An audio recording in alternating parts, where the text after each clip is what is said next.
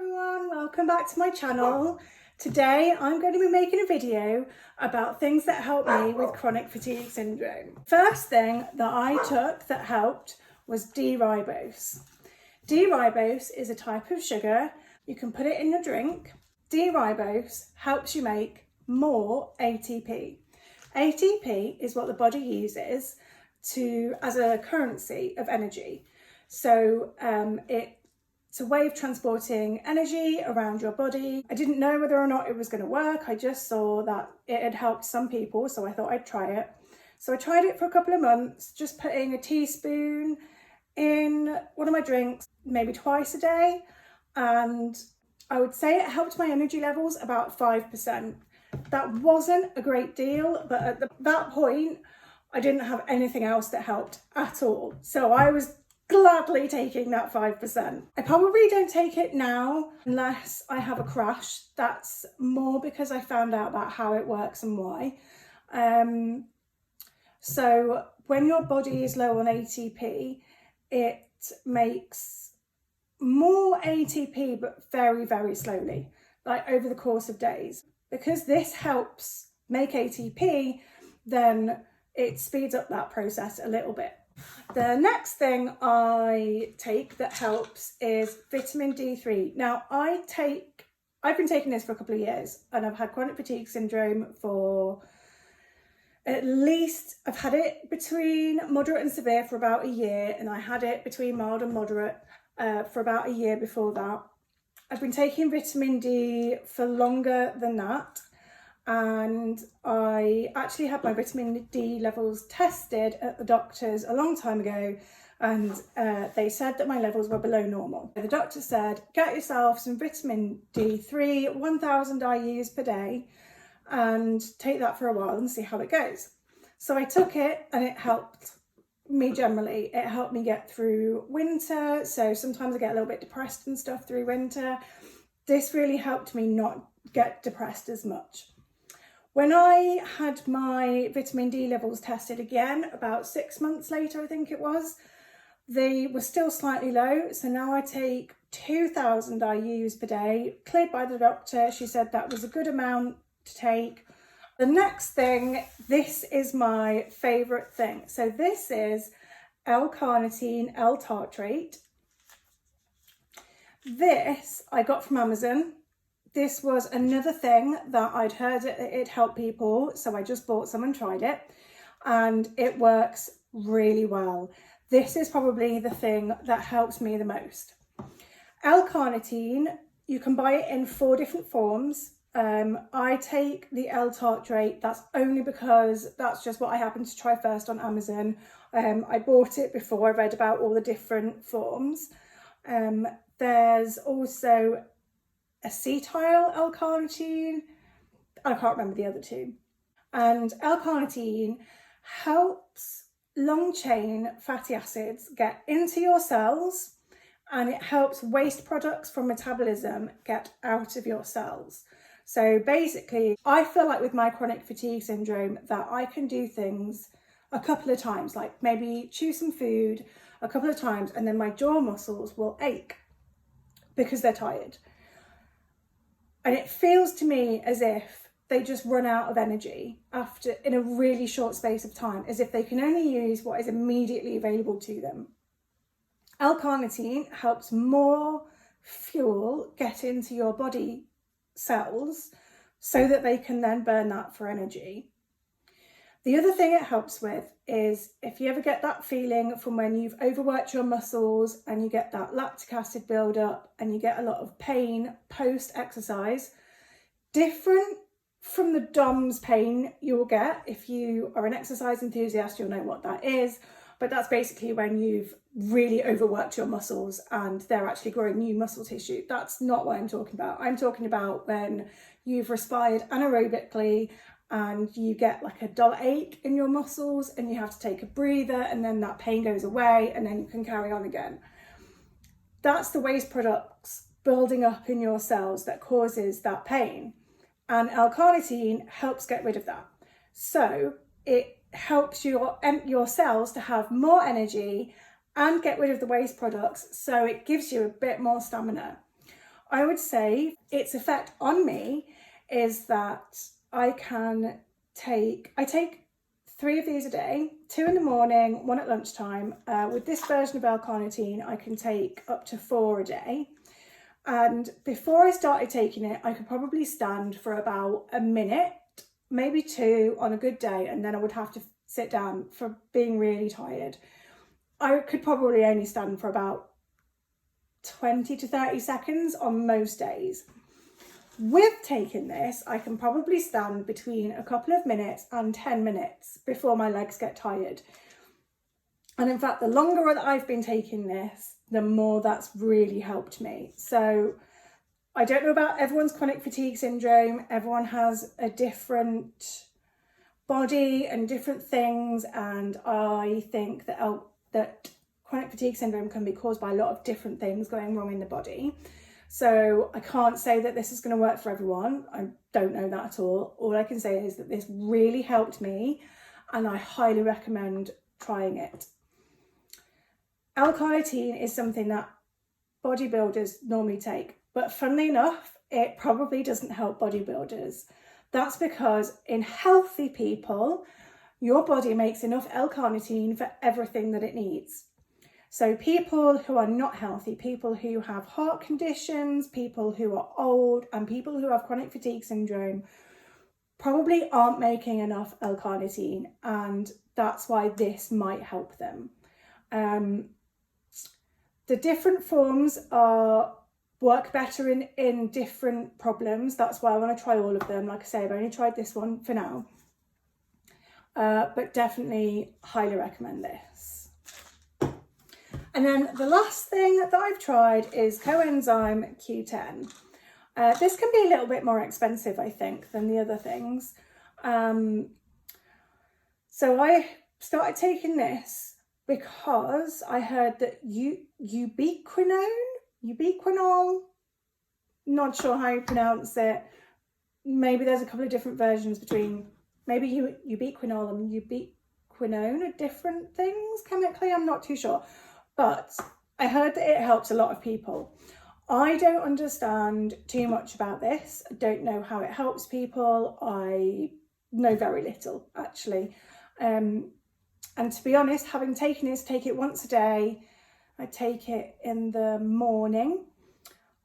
I don't think it's helped me that much. People have raved about this, saying it's really made a dramatic difference, a bit like me and the L-carnitine.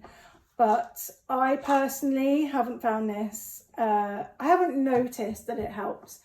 I guess an acid test would be for me to stop taking it and see if I get worse. But at the moment, I'm trying some other things. And I don't want to try too many things at once because I want to find out what genuinely helps me and what genuinely doesn't help me.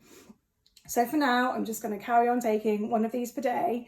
Until I'm a bit more stable and I've tried some other things. So the next thing that I have tried is the keto diet. So I'll try and put up a picture of the book that I've been reading.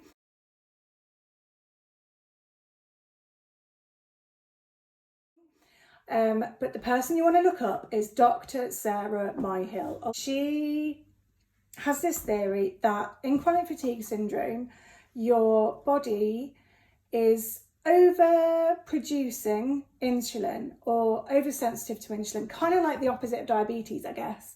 But basically, when you eat carbohydrates and sugar, your body produces loads of insulin and it takes all of that carbs and sugar and stores it as fat before your cells get a chance to actually use that fuel for energy. So the theory behind the keto diet is there's lots of insulin. So the way to combat that is to put your body in ketosis, where your body's no longer relying on carbohydrates and sugars for fuel. Instead, it's relying on fats for fuel. So basically the keto diet is you start with very little carbs, and you restrict your level of carbs so that your body's always in ketosis and it's always relying on fat for energy. I did the keto diet for 4 weeks, and the first week was horrendous. It was really hard. I understand what they mean about keto flu. It was all the fatigue, all the pain that I would normally get with my chronic fatigue syndrome, but condensed into a 5-day period. It was harsh. Day 4 and 5, it did start to get a bit better. I had some urine analysis sticks that I was using to test whether or not my body was in ketosis. By the beginning of the 3rd day, my body was in ketosis. It was day 3 was definitely the hardest day. Even though I was in ketosis, it was that switch over between mechanisms that your body is using. Week 2 was a little bit better than week 1. I had a little bit more energy, but I still felt like it wasn't quite as much as I would normally have without the keto diet. Week 3 was better. Week 3, I felt like I had more energy, and gradually throughout that week, I could do more and more, and I felt much more like before chronic fatigue syndrome, almost like a healthy, normal person. I definitely still had chronic fatigue at that point. I was definitely not 100% cured. I would say I was about 50% cured. But then in week 4, it started to go a bit weird. So week 4, it started off fine. I was still using the urine sticks, and I was getting some diarrhea, some bladder pain, and something on one of the urine sticks started to show up. It was a microalbumin test, and I'd never heard of this before. I'd never looked into it, never even thought about it. But during the course of week 4, that test started to show more and more presence in my urine, and I was feeling really unwell, like the kind of unwell that comes when you're really just feeling really poorly. Like not just chronic fatigue syndrome, but actually it's very hard to describe, but I felt unwell. So I rang the doctor and I said, look, I also Googled microalbumin, and it's an indicator of kidney damage, which scared me. So I rang the doctor and I said, look, I've been doing the keto diet for my chronic fatigue syndrome, done it for 4 weeks. Starting to feel better, but this week I feel really bad, and I've started to get this weird urine result. And he said, I'm not too sure about what's going on, but my advice is just stop it or go back to the normal diet. And if it carries on, then come back and see us. So basically I stopped the keto diet there and then. Within 48 hours, I was out of ketosis and back to normal, and yeah, just normal chronic fatigue status, which was not fun, but I felt better in that I didn't have the bladder pain or the diarrhea anymore, and I wasn't worried that I was damaging my internal organs. Always a bonus. So the idea, what I would like to do is go back to the doctor and have a better consultation with him and see if there's like a middle ground where I can stay in ketosis but not be killing myself or damaging my organs or doing any drastic damage to my body. So that's the plan. Dr. Sarah Myhill, one of her theories is that if the keto diet doesn't work for you, then it could be your thyroid. So I have had my thyroid tested so many times in my life. Last time I had it done was between a year and a half ago, and my thyroid levels were apparently normal. So the doctor no doctor has ever said my thyroid levels were abnormal, so there was no need to investigate it any further. However, I have been looking on the internet and reading some research papers and stuff, and there are more thyroid tests that can be done than are normally done. So there are 3 main thyroid tests. There's a THS level, which I think is thyroid stimulating hormone level. There's a free T3 and a free T4. When you get your thyroid tested at the doctor's, certainly in the UK anyway, I don't know about America or anywhere else in the world, they will always test for your TSH level, and that's their main indicator. But they don't normally, sometimes they do T4, but really they need to do T3 and T4 and look at all of those levels to decide whether or not your thyroid is working correctly. So that's what I'm going to be going to do next. I'm going to ring up the doctor next week and see if I can get all 3 of those tests. However, the way that normal ranges are created, decided on, is a little bit abstract, and it's basically an average of the human population. So some people will naturally be perfectly healthy and sit at the low end of that range, and some people will be perfectly healthy and sit at the high end of the range. So you're comparing your thyroid level to everyone else in the country. And actually, that's not particularly useful, because if that person who is perfectly healthy and sits at the top of that range suddenly doesn't have enough thyroid hormone and they come below that, they're going to feel ill, but still possibly be within the normal range because they're not at the right level for them. So some people still find thyroid medication helpful even if their test results mean that they sit within the normal range. So some doctors will do this, and I'm going to go and ask my doctor if I can do this, is they can trial you on thyroid medication. And if it works, then that's brilliant. If it doesn't work, then there's nothing wrong with your thyroid levels and everything's perfectly fine, and you probably don't need to pursue that path anymore. But, so the information I have at the time is that if keto doesn't work for you, then it could be your thyroid. So I need to go and investigate my thyroid next. And I've heard a lot of other videos on YouTube and other sources, and quite a lot of people have said that a lot of chronic fatigue sufferers have problems with their thyroid levels, but it kind of hides, it's not as obvious as it could be, i.e. you're ill but your hormone levels are still within the right range. So that's what I'm going to do next, and I shall update you. That's it. That's all of the things that I've tried so far. And if you liked my video, comment, like, subscribe, and catch me in my next video to see what happens. Thank you. Bye.